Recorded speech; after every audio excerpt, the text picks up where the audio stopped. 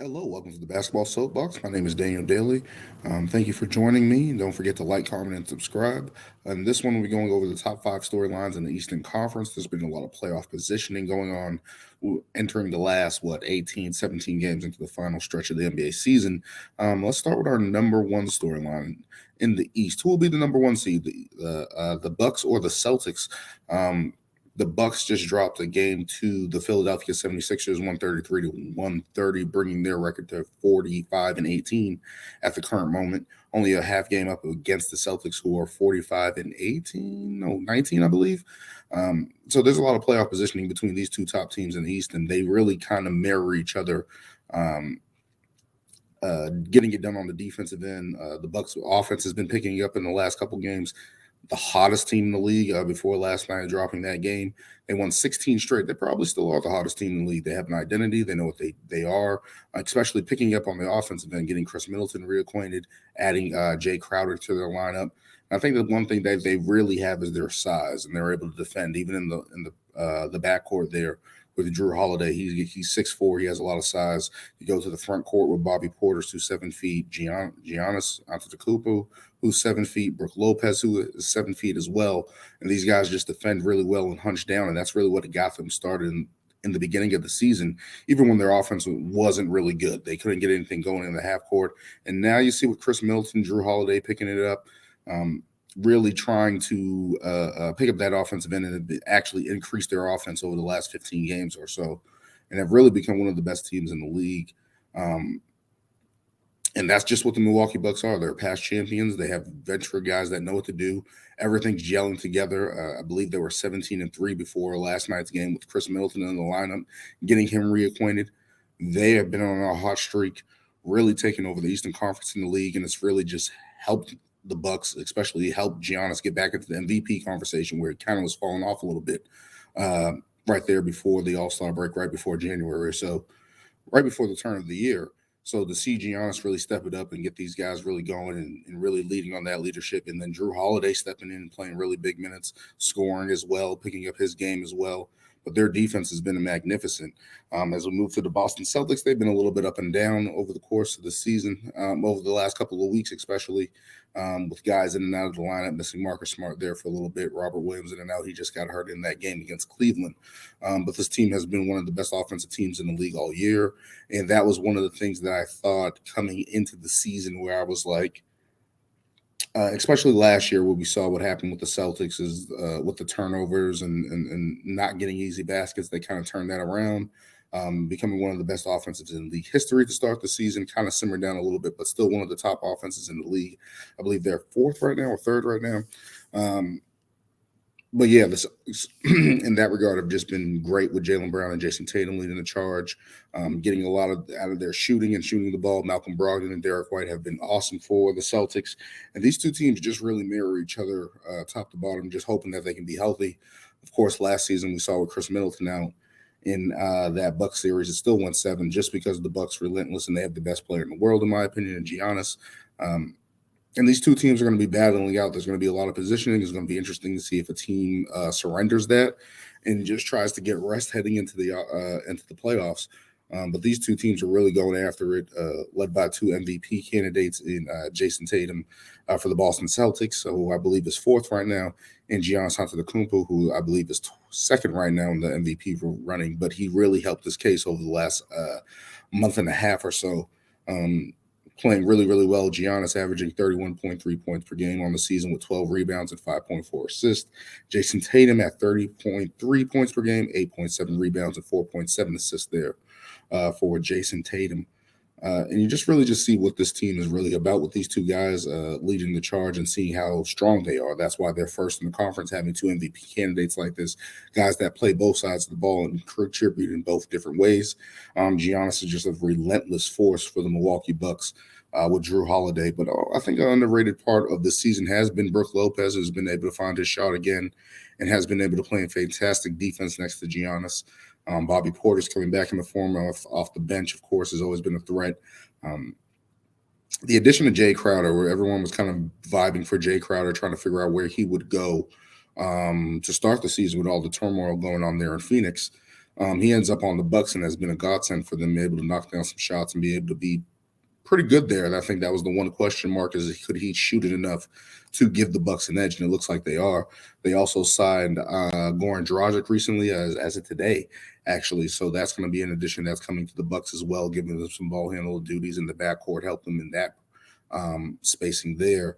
But Jay Crowder adds them to play a bigger lineup as well, with Chris Middleton and Drew Holiday, kind of relieving Grayson Allen from that role a little bit.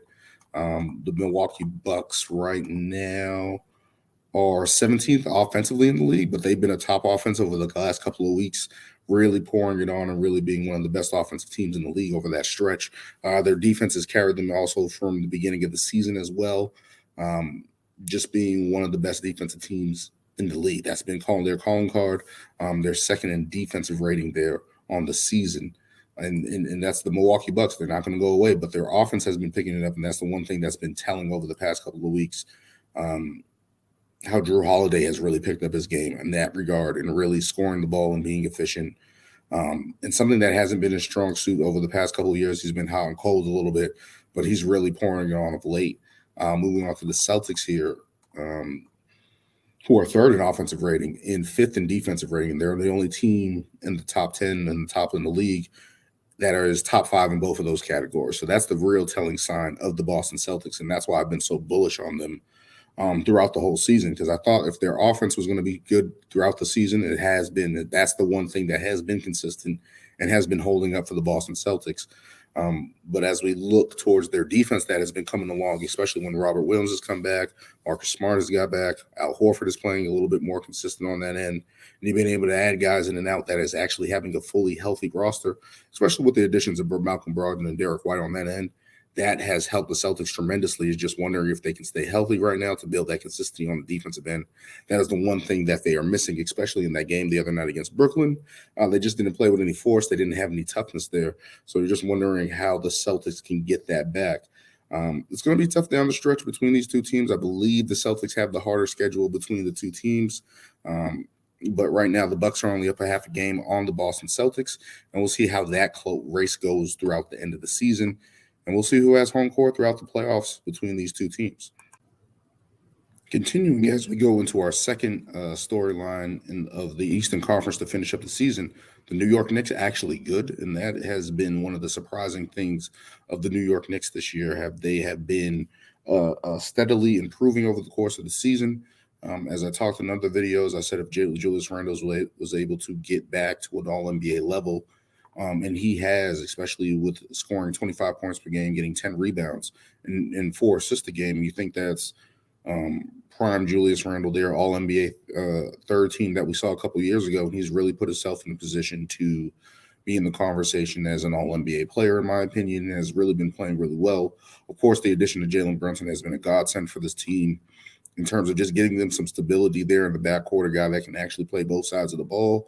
Has a good feel for the game, finding guys, getting them involved, and really getting the touch and really able to get his own basket. This team is really good at getting their own basket in terms of Julius Randle and Jalen Brunson being able to create and finish their own shot, something that's very vital in the playoffs. And, of course, that's going on forward. We see that with Luka. We saw that with Jalen Brunson in Dallas last year with Luka in Dallas.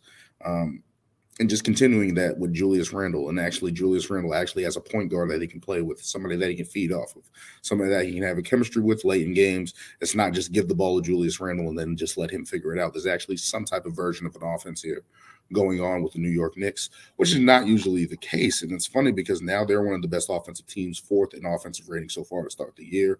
Usually you thought they would be rough and rugged on their on the defensive end, but they're similar to other teams in the league like Cleveland and Dallas. They play a slow pace, and that really helps them get efficient shots, and they don't turn over the ball, especially with Jalen Brunson. That's kudos to Jalen Brunson and Thibodeau really fostering this offense to create that opportunities where they can be efficient and dominate on the glass, which they have with Julius Randle and Mitchell Robinson has really been stepping up over the last couple of weeks.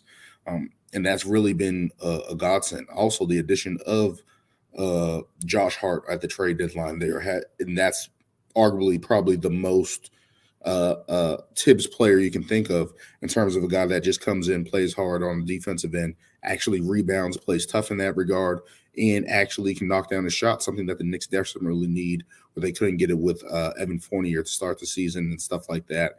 And you saw him fall out of the rotation to just bring in Josh Hart.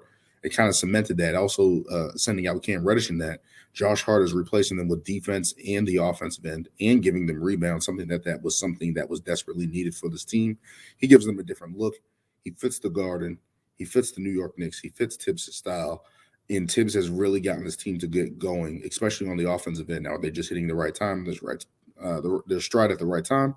It looks like that's the case here with the New York Knicks. They're 9-1 in their last 10.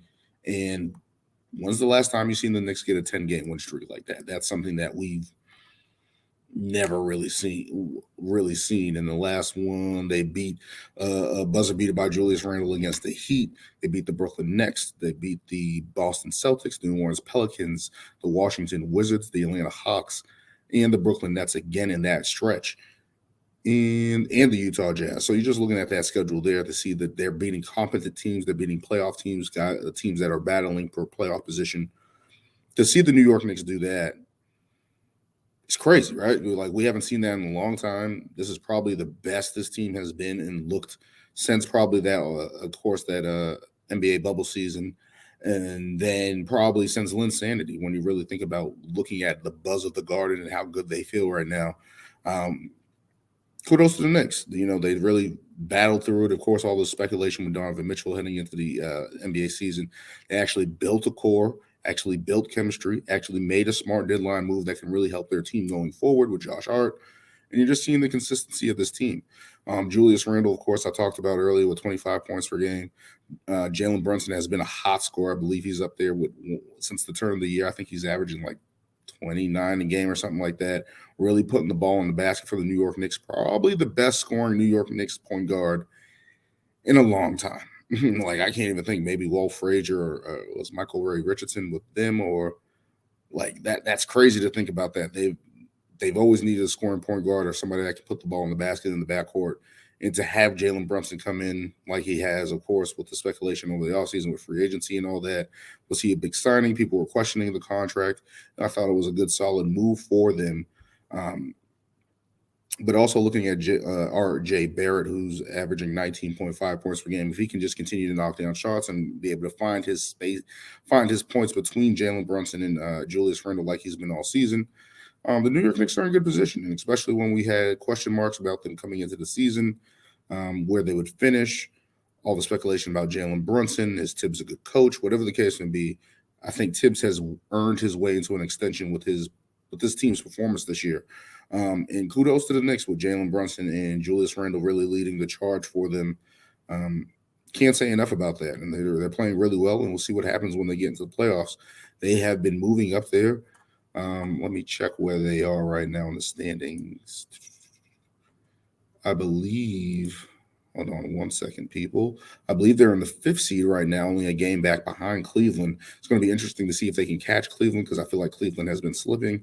I'll talk about that in another segment, but it's just like they're right there in position to get to a 4th seed and have home court in the first round of the playoffs against Cleveland or Brooklyn, however that fills out. Could they get bullish and get to the 3rd seed and try to bump Philly down? I don't know, but just to see this consistency from the Knicks is something that we haven't seen in a long time. So to get this consistency, the Garden is buzzing again. The NBA is good when the Knicks are good. Whatever it was, a big media market, New York Knicks are a really good, historical franchise that the league has marketed and been behind. So it's good. The league is good when teams are good. Like, even as much as I shit on the Lakers, the Knicks, whatever the case may be, the league is good when they're good and in the conversation. And the New York Knicks are in the conversation. And you can't say enough about that. And they kind of mirror the Sacramento Kings to me in the Western Conference, where they really just built their team and really added good pieces and stayed the course. And both these teams are playing really, really, really well right now. And kudos to the Knicks. Moving on, continuing at number 3 in our storylines for the Eastern Conference, it is Philadelphia. Can Philly take the next step in terms of what they're going to do in terms of the playoffs? They're only a couple games back. I believe they're 4 games back of the 1 seed. Can they make a run and get there? Especially with the play, I think they took a step back at the trade deadline in terms of trading Tyrese Thibault there. really taking away from their defense, which I thought would help them, but they needed. That's a Doc Rivers thing where he doesn't play the young guys, of course. But of course, this team is led by Joel Embiid, who has been a monster this season, has been really dynamic, trying to go for the MVP, and I believe he's third or second right now in the running and playing, but he's playing fantastic with 33 points per game, 10 rebounds, and 4 assists. Getting that type of production from your big man on a nightly basis from inside and outside and from mid-range and the ability to get to line, he has been leading the charge, especially when James Harden and Tyrese Maxey missed some time there, I believe nearly 20 games or so while those guys were out, really carrying the load. And kudos to Joel Embiid for playing through that, really helping Philly stay afloat through that time. And of course, we always think about the Philadelphia 76ers in the playoffs. Or in the past years, they had Ben Simmons. James Harden fell off last year. Joel Embiid casually gets hurt all the time in the playoffs and with weird knick-knack injuries and just unfortunate at certain times. But you're just looking, can they take that next step? Can they be stable enough? Can they have some stability and continue to improve there? Tyrese Maxey has also been awesome for them this season, nearly 20 points per game, and they moved him to the bench just to help the bench there. And it's kind of the crying card of the 76ers is who is going to step up outside of those three guys. Tobias Harris has been solid, but I feel like they can get a little bit more production out of him, a little bit more aggressiveness out of him. George Niang stepped up last night in that Bucks game with the Sixers won 133, 130. And you're just wondering where can they get some other pieces here to really help them. You got Daniel House, who they brought in. PJ Tucker is there, more of a defensive enforcer, not really a shooter or scorer. They got Jalen McDaniels, who is okay, I guess, but I felt like that they could have figured out something there. D'Anthony Melton has been a nice addition for them as well. And you're just wondering who else is going to step up on this team to really help them. They went with Dwayne Dedmon at the deadline as well, getting him, I believe, in buyouts. So that's a backup big that they can have and plug and play when I guess Joel needs minutes, but needs rest. But you're really just thinking about how far can James Harden and Joel Embiid affect this team and really try to get them going in the playoffs, because they're obviously going to, I believe they're a second round team. Can they get to the Eastern Conference Finals if Joel Embiid and James Harden just dominate? Absolutely. But in their history, that hasn't been the case, of course, with injuries, of course, with shortcomings in the playoffs with James Harden and missing shots and stuff like that. And you're just wondering, where can they find any consistency or ability to take that next step? I don't see it on the roster in terms of what's behind them. I feel like their bench is a little weak, but if they can get one or two of those guys like a Shake Milton or George Niang or even Jalen McDaniels to step up and play really well, you're wondering if they can continuously get better. But especially with Joel Embiid, who has been criticized over the past couple years of playing how he plays, a guy that gets 33 points a game, gets to the line efficiently. It's just like that's not the reason why they lose. I mean, when you look at past playoff blunders, of course, we saw the Ben Simmons situation there. With him not really scoring in the fourth quarter, not being adaptive, not really being able to work on his shot there. Basically 4-on-5 for Philadelphia late in games with Ben Simmons on the floor. We saw last year where James Harden just kind of faltered and fell out. They have to figure out a way to be able to continue to be consistent on that end of the floor that way so they can flourish. Especially their defense is going to be there because Joel Embiid is the monster down there. But their offense, they have to figure out a way to get other guys involved so that relieves the pressure off of James Harden, that relieves the pressure off of Joel Embiid. Can enough guys around them knock down shots? PJ Tucker's a corner shooter, that's fine. George Niang is a spot-up shooter.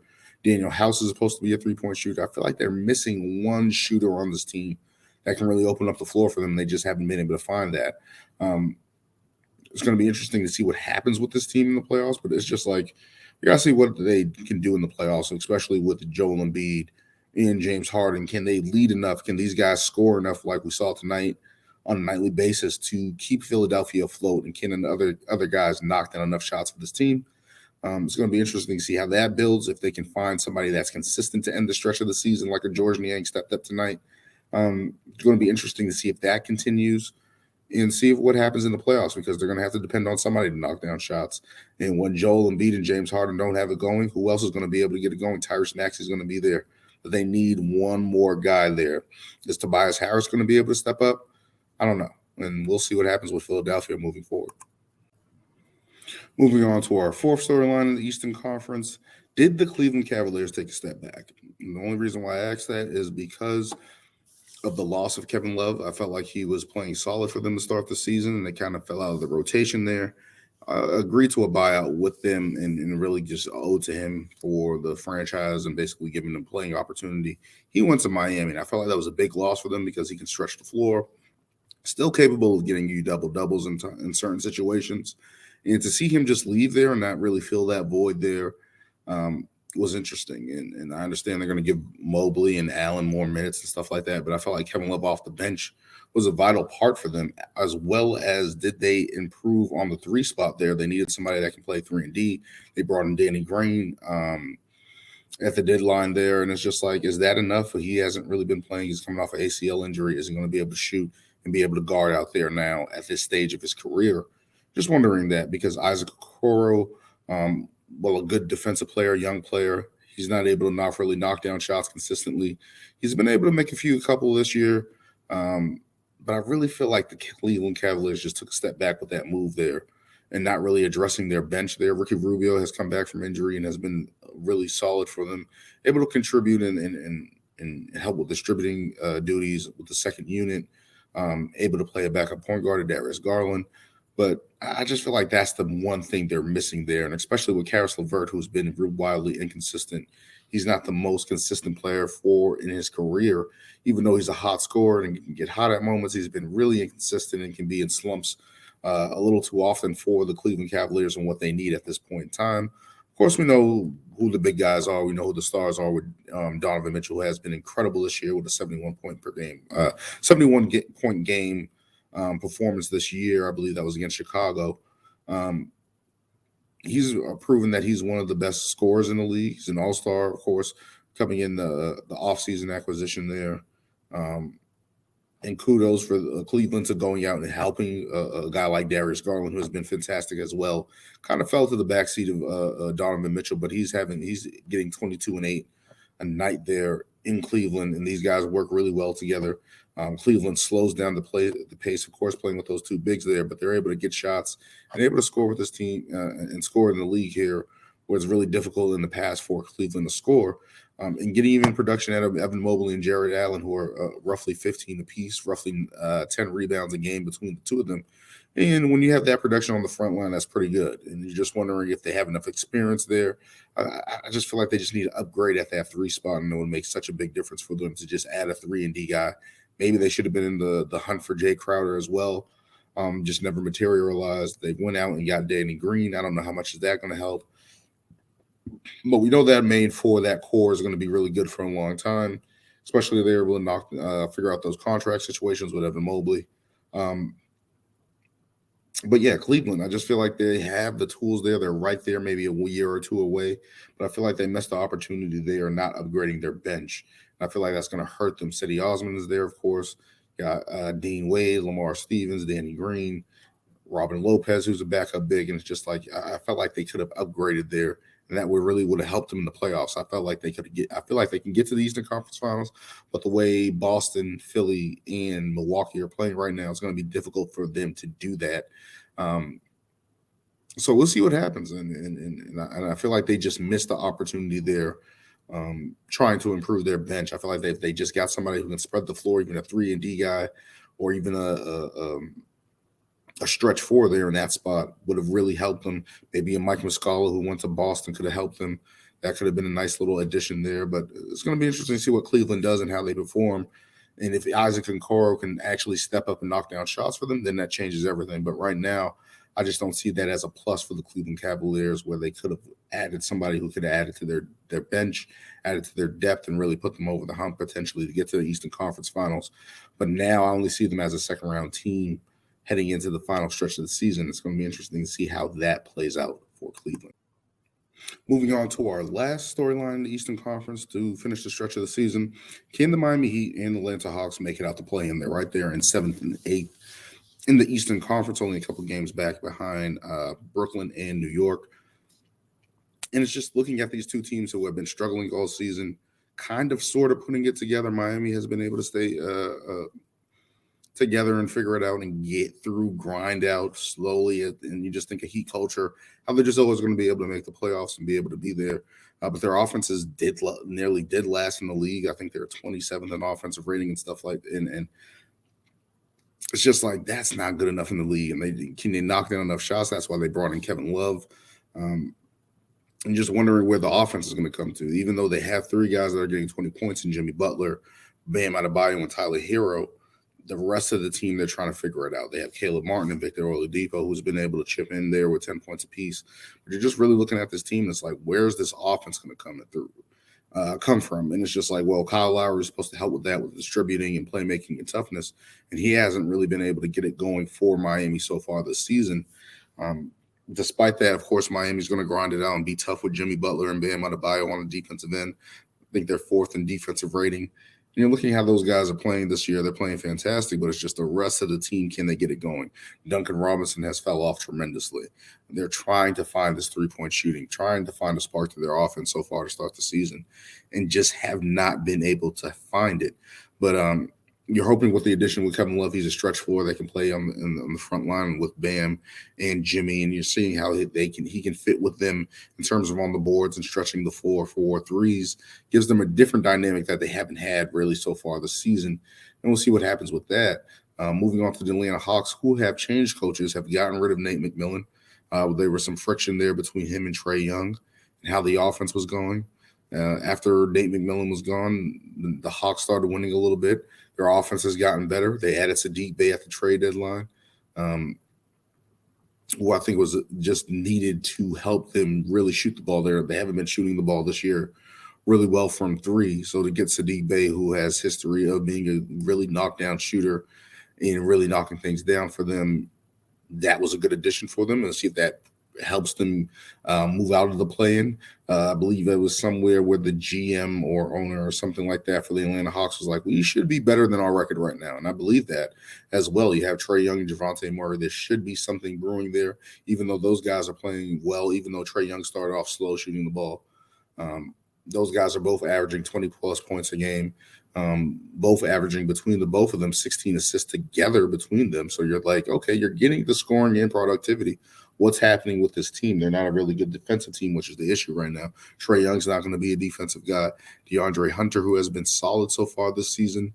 You're just wondering what's going on with Atlanta and bringing in Quinn Snyder, who had really good offenses in the Utah, developing with Rudy Gobert, Donovan Mitchell, and having three-point shooting. They really got the three-point shooting up. So to add him to this team right now to see if they can upgrade that offense could be interesting to see how that plays out.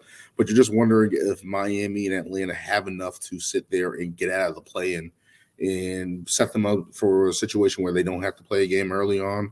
They can wait to see their opponent and know who they're facing going into the playoffs. Two teams in opposite different directions here. Obviously, Atlanta's offense is getting better, but their defense is poor. And now we look at Miami, whose defense is awesome, but their offense is poor. You're just wondering what's the answer for these two teams moving forward. Is there a pathway that they could use to become better and improve their playoff odds there? And getting a lot of tough play out of these guys, but it's just like, is that going to be enough for both these teams right now who seem to be trying to figure out their destination here in terms of the playoffs? As we wind down for the rest of the season, it's just going to be interesting down the stretch to see what teams do. Brooklyn has been a thorn in my side, especially as a Celtics fan after Mikal Bridges' 38-point performance the other night here. You're just looking around. Toronto's going to be tough. Of course, adding Jakob Poeltl. We'll see if that can improve their team. That's another team that's in the conversation to see if they can play out of the play-in. It's like they should be better than their record, I believe. The Washington Wizards in Chicago, we're just trying to figure out what are they going to do. I don't know what they're going to do there, but that will do it for this part of the Eastern Conference, top 5 storylines in the Eastern Conference. Those are my 5. Of course, I had the 1 seed with the Boston Celtics, the New York Knicks being good. Can Philly take the next step with their progress? Did Cleveland take a step back? And can Miami and Atlanta work their way out of the play-in and get to a solid standing spot in the Eastern Conference? We'll see. We'll see what they're able to do.